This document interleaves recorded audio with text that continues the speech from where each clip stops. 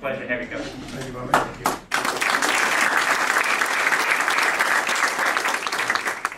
Al, I didn't fall asleep when you spoke. For 2 reasons. That's the best I've ever heard you. You should have been in politics and you were short, and I really appreciated that. But you lifted up the whole idea of being an entrepreneur. I didn't realize, really, I was an entrepreneur until Warren Rosenthal sort of interpreted for me. He was president of the International Franchise Association.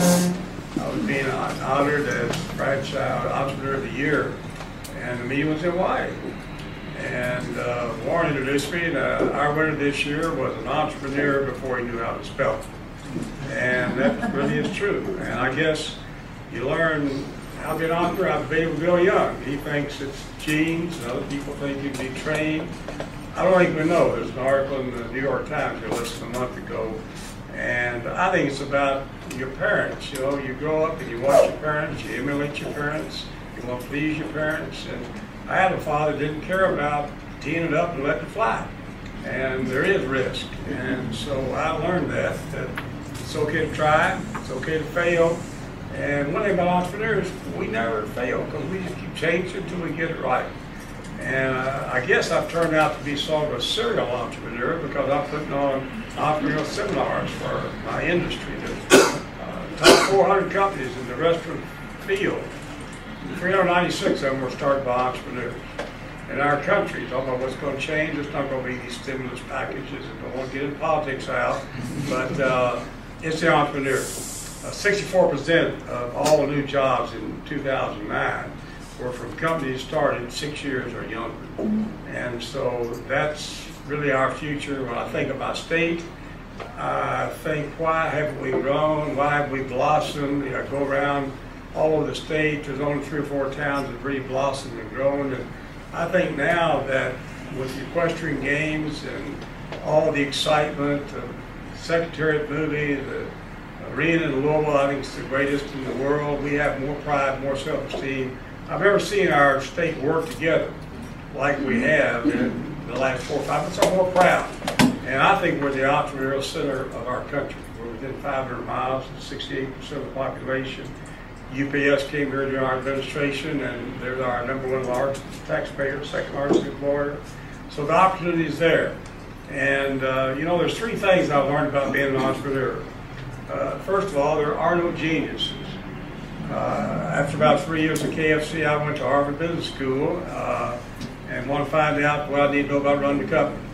And I never read a balance sheet or a P&L. I've told this story many times, but it works. It's true. And after about 20 minutes, one of them asked me, he said, they never heard of KFC. And I told him how we put chicken in the bucket, in the box, and franchise. When I asked him, Mr. Brown, how are your sales? And I said, we've gone from about $3 million to a little over $100 million. I didn't know if everybody could do that. Really, I was pleased. But he asked me then, said, well, what about your profit? Saying I must be in trouble. I wouldn't be there. I said, well, we've gone from about $3 million, a little over $10 million pre-tax. And the host went there, there was about 10 of them sitting around the table. And the host just smiled and said, Mr. Brown, you just go back in. Don't let us confuse you.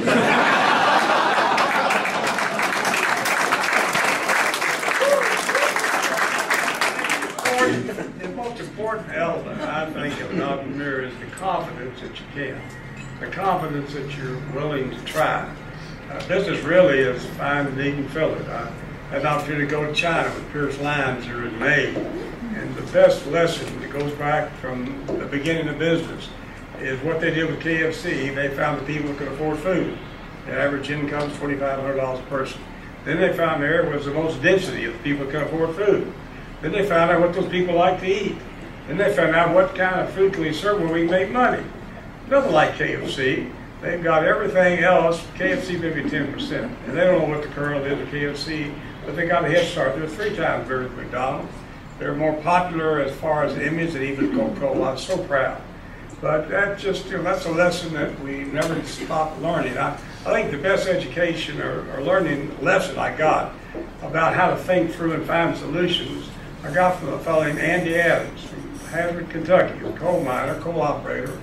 Computed to be worth $40 million. I don't know about those figures. They flash around a lot here from the mountains. But he bought my home I had in Florida.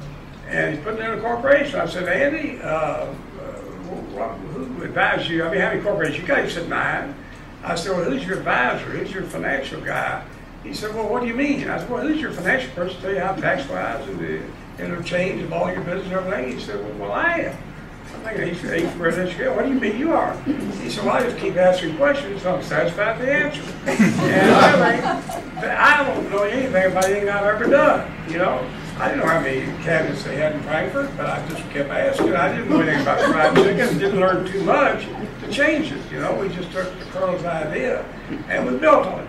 So I can give you entrepreneur stories all night long, but even the basketball team, to give you an example, you young people, about we can accomplish anything if we figure it out and we work towards it, and we know how to change with the opportunity as it develops.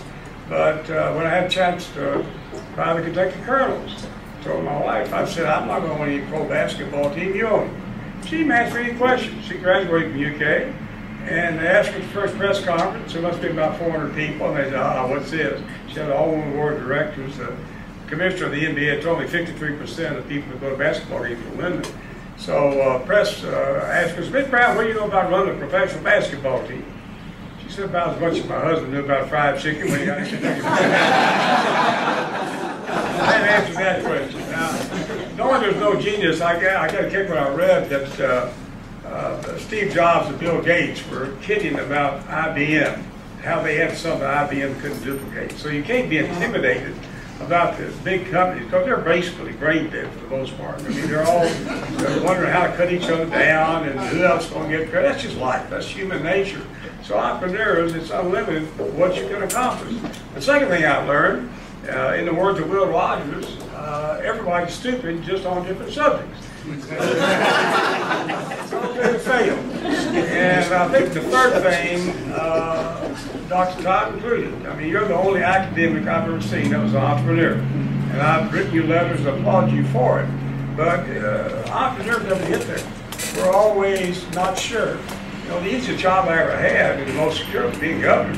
You know, you had no competition, you didn't have big profit. You know, these people are being honored tonight. I'm really honored to be up here. I'm most proud that it's a Kentucky event, and I enjoy making speeches about entrepreneurism. I'm almost feel like I've been an underachiever when I see what Jim Holst and Pierce Lyons have done. I feel guilty, so I'm going to go back and find me a project. But you all are the changers. I mean, talk about the economy, as Jonathan mentioned earlier, you mentioned that the difference will be the entrepreneurs. They're going to create all the jobs. And we got the opportunity here, and we've got the confidence, we've got the momentum, and I hope we can find the kind of incentives to be the capital for entrepreneurism, because after all, we have the two most famous brands in the world right here in Kentucky, Muhammad Ali and Colonel Howard Sanders. Think about it.